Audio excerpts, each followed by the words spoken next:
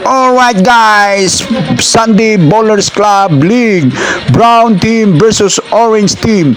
Ang Brown Team guys ay binubuo ng mga solid lineup: Bong Florida, Acosta Boni, Bilitor, Raymond Tuya, ang best player ng Sitio Dos na si Dante Angelo, Magallanes at Santa Rita. Ang Orange Team guys ay binubuo lang ng 6 na player dahil kulang ang maturang team. Ayan na yung video guys, tunghayan nyo yung video na guys kung paano naglaban, nagdikdikan na solid lineup ng Brown. Natutunghayan yung video na guys sa Redels TV YouTube channels. Tunghayan nyo ang laban guys kung paano nakipagbakbakan ang Orange Team sa solid lineup ng Brown Team.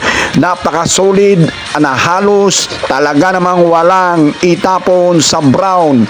Talaga namang hindi mo matawaran ang kanilang lineup guys. Kaya kung gusto nyo matunghayan ang naturang laban guys, puntahan nyo na ang naturang video guys. Matutunghayan nyo sa Redels TV YouTube channel. Anong pang hinihintay nyo guys? Tunghayan nyo kung paano kaganda ang laban. Walang bumibitiw. Talagang wasiwas kung wasiwas.